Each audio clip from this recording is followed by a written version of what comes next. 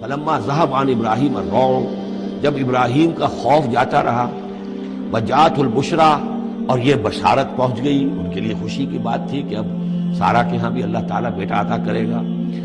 یجادلنا فی قوم لوط، اب اس نے جھگڑنا شروع کر دیا ہم سے قوم لوط کے بارے میں۔ یہ مجادلہ جو ہے یہ تورات میں بڑی تفصیل سے آیا ہے کہ دیکھو تم جو جا رہے ہو، اگر اس شہر کے اندر ان بستیوں کے اندر 50 آدمی بھی راست باز ہوں گے تو کیا کرو گے؟ کیا پھر بھی ہلاک کر دو گے؟ فرشتوں نے کہا نہیں، کہ 50 آدمی وہاں ہوئے اگر راست باز ہوئے تو ہم ہلاک نہیں کریں گے۔ اچھا دیکھو، میری کوئی حیثیت نہیں ہے، میں بہت ناچیز ہوں، لیکن میں پھر جرأت کرتا ہوں، میں اللہ سے عرض کرتا ہوں کہ اچھا ہو سکتا ہے 40 ہوں وہاں پر۔ تو پھر اچھا 40 بھی ہوئے تو پھر ہم ان کو بھی پھر چھوڑ دیں گے، بستیوں کے اوپر عذاب نہیں آئے گا۔ ہوتے ہوتے 5 پہ آ گئے، جس پہ کہ آخر میں کہا گیا کہ اے ابراہیم چھوڑو اب اس بات کو، اب یہ تمہارے رب کا فیصلہ آ چکا۔ وہاں ایک بھی نہیں ہے، تم 5 کی بات کر رہے ہو۔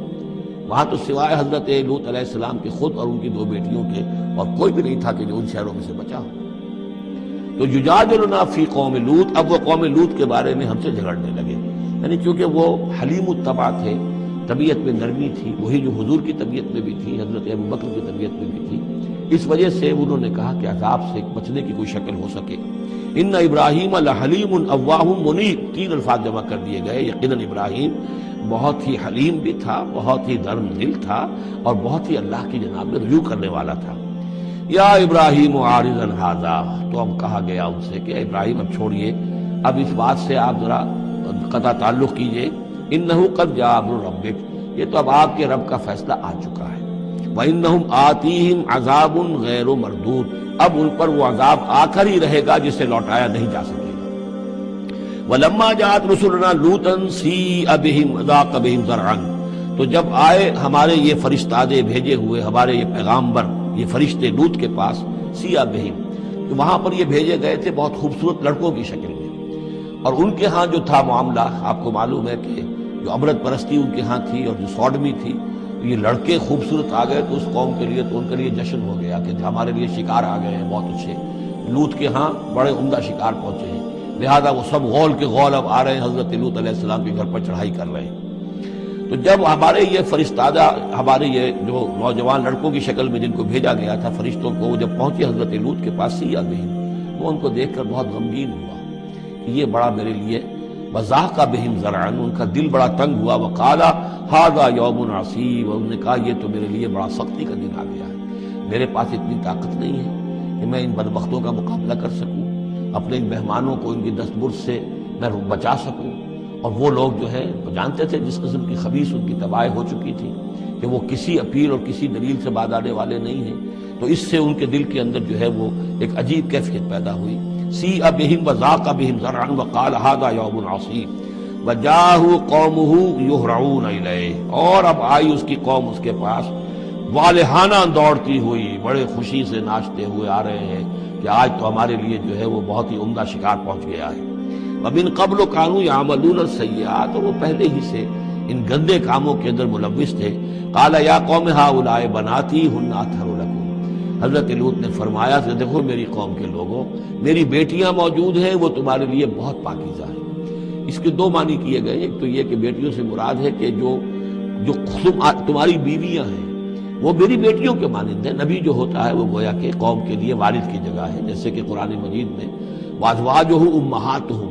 حضور کی تمام ازواج جو ہیں وہ پوری امت کے لیے ماؤں کے درجے میں ہیں، تو گویا کہ میری بیٹیاں ہیں، اللہ نے تمہارے لیے ان کو پیدا کیا ہے، تمہارے لیے جوڑا بنایا ہے، وہ پاک جو ہے تمہارے لیے راستہ، اپنی شہوت کی یہ تقاضے کو پورا کرنے کے لیے صحیح راستہ اس کو چھوڑ کر، اور یہ بھی ہو سکتا ہے کہ انہوں نے اپنی بیٹیوں ہی کو پیش کیا ہو کہ تمہیں اگر کرنا ہی ہے تو نکاح کر لو، میں اپنی بیٹیاں تمہیں نکاح میں دینے کو تیار ہوں، لیکن میرے جو یہ مہمان ہیں ان کے بارے میں مجھے رسوا نہ کرو۔ قال یا قوم هؤلاء بناتی هن اطهر لكم فاتقوا الله ولا تخزون في ضيفي، تو اللہ کا خوف کرو اور دیکھو مجھے میرے مہمانوں کے معاملے میں رسوا مت کرو۔ الیس منکم رجل رشید، کیا تم میں کوئی ایک آدمی بھی شریف اور کوئی ایک آدمی بھی نیک چلن نہیں رہا؟ یعنی کوئی تو تم میں سے ایسا نکل آتا جو میرا ساتھ دیتا، جو میری ہاں میں ہاں ملاتا، تم میں تو معلوم ہوتا ہے کہ کوئی ایک شخص بھی شریف النفس باقی نہیں رہا۔ قالوا لقد علمت ما لنا في بناتك من حق، انہوں نے کہا کہ اے لوط تمہیں خوب معلوم ہے تمہاری بیٹیوں پر ہمارا کوئی حق نہیں ہے۔ اس سے معلوم ہوتا ہے وہ دوسری ہی بات ہی زیادہ راجح ہے وَإِنَّكَ لَتَعْلَمُ مَا نُرِيدُ، اور تم خوب جانتے جو ہم چاہتے ہیں، یعنی باتیں مت بناؤ، ہماری توجہ جو ہے ادھر ادھر لے جانے کی کوشش نہ کرو، تم جانتے ہو ہم جو چاہتے ہیں، جس کے لیے ہم حاضر ہوئے ہیں، جس کے لیے ہم پہنچے ہیں۔ قال لو ان لی بکم قوۃ، انہوں نے کہا کاش کہ میرے پاس تمہارے مقابلے کے لیے کوئی طاقت ہوتی، او آوی الی رکن شدید، یا وہ کوئی قلعہ ایسا ہوتا جس میں مضبوط میں جا کر پناہ لے لیتا اور تم سے اپنے آپ کو اور اپنے مہمانوں کو بچا لیتا۔ یہاں ہے اصل میں حضور صلی اللہ علیہ وسلم کی ایک حدیث میں الفاظ آئے ہیں، یرحم اللہ لوطا لقد کان یاوی الی رکن شدید، اللہ تعالیٰ رحم فرمائے لوط پر، وہ ایک مضبوط قلعے میں تھے، اللہ تعالیٰ کی حفاظت تو انہیں حاصل تھی، لیکن یہ کہ اس وقت جو صورت بن گئی تھی ان کے لیے، جیسے جب جادوگروں نے جو اپنے انچر پھینکے تھے اور وہ بھی بن گئے تھے فرعون کے دربار میں، وہ بھی شکل اختیار کر لی تھی انہوں نے سانپوں کی، تو حضرت موسیٰ پر بھی وقتی طور پر خوف طاری ہو گیا تھا۔ تو بن بنائے طبع بشری خوف کا ہو جانا یہ کوئی نبوت کی عصمت کے منافی نہیں ہے۔ تو یہاں پر بھی اللہ تعالیٰ کی حفاظت تھی، اور جیسا کہ آیا فرشتوں نے پھر ذرا سا ایک ہاتھ ہلایا اور سب کے سب اندھے ہو گئے، وہ اس طرح کا معاملہ تفاصیل تورات میں ہے۔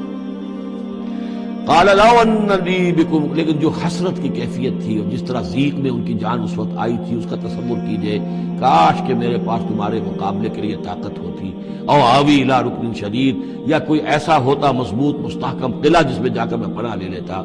قالوا یا لوط انا رسول ربک، ان فرشتوں نے کہا اے لوط گھبرائے نہیں، ہم آپ کے رب کے پیغامبر ہیں، بھیجے ہوئے ہیں، لن یصلوا الیک، یہ آپ تک پہنچ ہی نہیں پائیں گے، آپ کو کوئی گردن نہیں پہنچا سکیں گے، آپ بالکل اطمینان رکھیں۔ فَأَسْرِ بِأَهْلِكَ بِقِطْعٍ مِنَ اللَّيْلِ، اور بھی رات کا ایک حصہ جو باقی ہے اس میں آپ اپنے اہل کو لے کر، اپنے گھر والوں کو لے کر نکل جائیے اس بستی سے۔ وَلَا يَلْتَفِتْ مِنْكُمْ أَحَدٌ، اور کوئی بھی آپ میں سے پیچھے نہ دیکھے، پیچھے توجہ نہ کرے،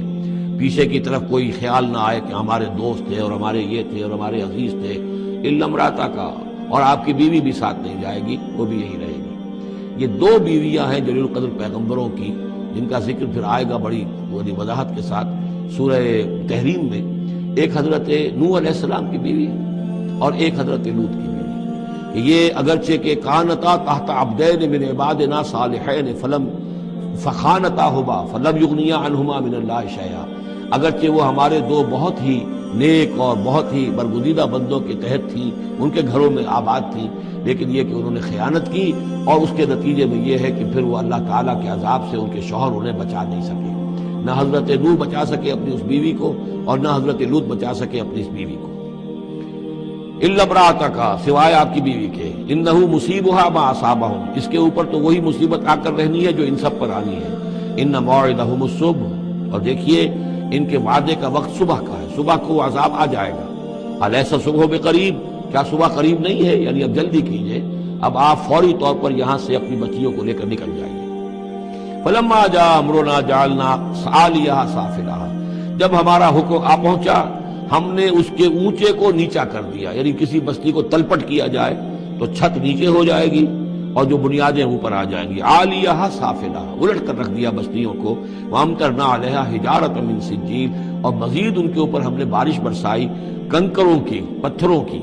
یعنی یہ کہ ایک طرف تو یہ کہ کچھ زلزلہ آیا یا کچھ اور زمین میں دھماکہ ہوا، ایکسپلوژن ہوا جس سے وہ بستیاں الٹ گئیں، اور اس کے بعد یہ ہے کہ آسمان سے پھر بارش ہوئی ہے ان پر سجیل۔ یہ سجیل اصل میں فارسی کا لفظ ہے سنگ گل،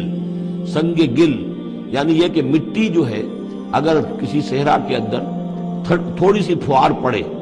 اور زیادہ تیز بارش نہ ہو تو وہ ہر قطرے کے ساتھ تھوڑی سی مٹی مل کر وہ ایک چھوٹا سا دانہ بنتا ہے، اور وہ پھر دھوپ جب پڑتی ہے تو وہ پھر پک جاتا ہے، جیسے کہ کہیں آپ اینٹیں پکاتے ہیں اپنے ان کے اندر